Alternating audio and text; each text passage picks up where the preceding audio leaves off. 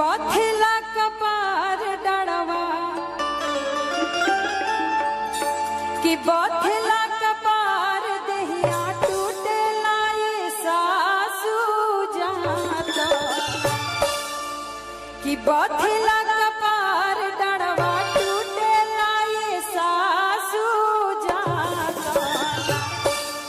अरे जाता ए हमार कोई हनिया ए हमार कोई हनिया जाता बथेला कपार डरवा टूटेला ये सासू दावना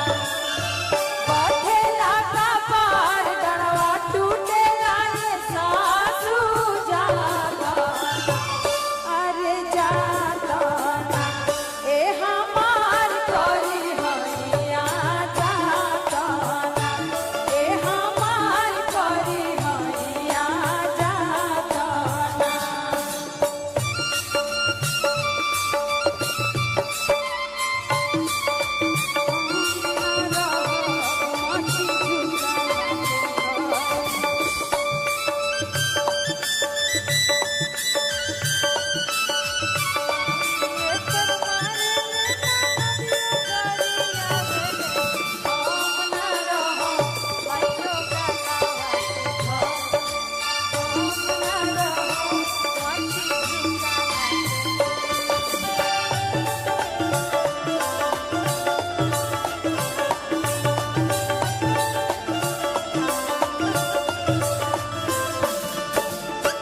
तब देखी जब पतो ही रिप्लाई कैली तो सास के का रिप्लाई आवता जाहती नवाले बहुआ बेटा लेके सुतलू कमरिया बंद कइलू ताही दिनावा जाहती नवाले बहुआ बेटा लेके सुतलू कमरिया बंद कइलू ताही दिनावा काहे हमके ना बोलवलू ताही दिनावा काहे हमके ना बोलवलू ताही दिनावा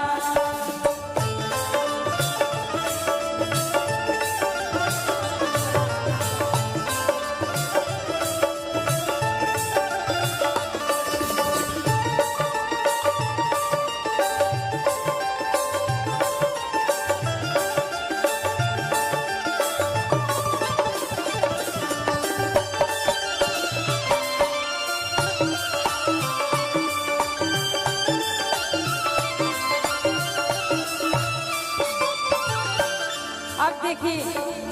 जब सास की रिप्लाई आई तो पतो अंधी बाबा ध्यान से सुना तहरों पर लागू होता कुछ दिन बाद ठीक नो होता कि ना मुकेश जी अंधी बाबा पर लागू होता तो देखी पतोहिया सास के का रिप्लाई देता रे ओह दिनवाले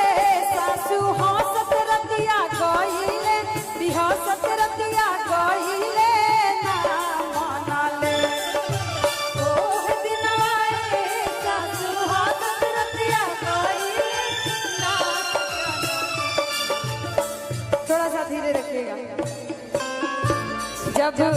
थोड़ा धीरे धीरे बाबा ठीक बा काहे कि अतना कम जगह बानू की आवाज ही में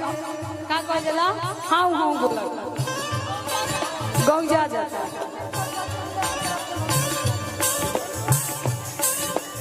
A to Z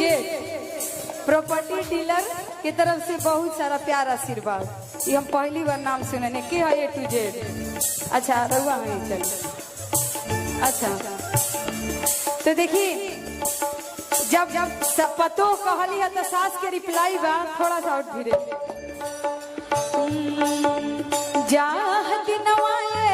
बहुआ बेटा लेके सुतलू के मड़िया बंद कइलू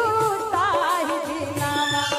हमके काहे ना बोलवलू ताही दिनावा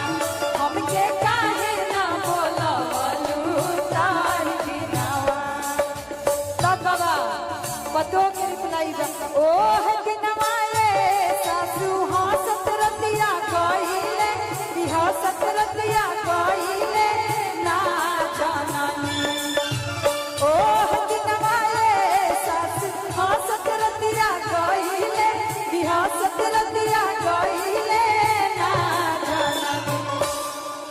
के समझ में आवे चाहे ना लगे, सामने में हो चाची के समझ में आवता।